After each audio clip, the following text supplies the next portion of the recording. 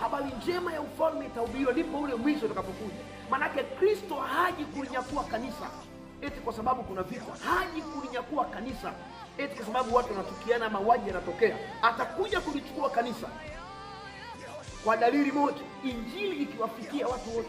Sasa leo injili imebadilishwa, anasimama mtu mahali kuhubiri injili, amechukua vyombo, kuna kamera pale zinarushwa mitandaoni, anaanza kumzungumzia mtumishi mwingine, anaanza kuzungumzia maji, anaponda maji, ponda mafuta, wanaotumia mafuta, wanaotumia maji, wanatumia swift ambao wanaotumia swift gani. Unapataje nguvu ya kuhubiri hiyo injili ambayo Kristo hakuihubiri? Unapataje nguvu ya kuchukua gharama ya sadaka za watu na kuziweka kwenye vyombo vya injili, alafu kwenda kusimama mahali katikati ya kusanyiko la watu kwa ajili ya kumsema mtu mwingine? Unaokoa ama unaua? Na ndio maana chuki na matabaka mengi yamekuwepo kwenye dini. Utasikia leo mtu anakuambia dini yangu ni nzuri, dhehebu langu ni nzuri, mimi mchungaji wangu ni mzuri kuliko mchungaji fulani, mimi mchungaji wangu ni mzuri kuliko yule fulani. Sikiza nikwambie, mtu wa Mungu, popote pale unapolisikiliza, injili ya Kristo ni injili ya upatanisho. Hakuna mahali Yesu aliwahi kuhubiri kwa ajili ya kuleta vita, lakini kila mahali ambako injili ya Kristo ilihubiriwa ilileta upatanisho. Kwa lugha nyepesi, injili ni upatanisho. Imekuja kukiokoa kitu ambacho kilipotea na kukirudisha kwenye ukurasa wa upendo na upatanisho.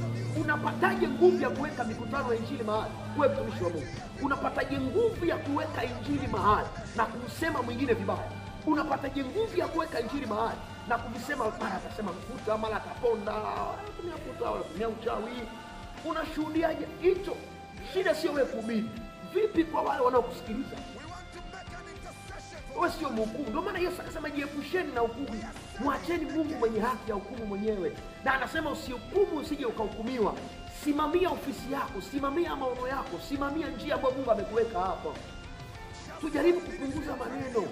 Nyakati tulizonazo sio za kuweka maneno.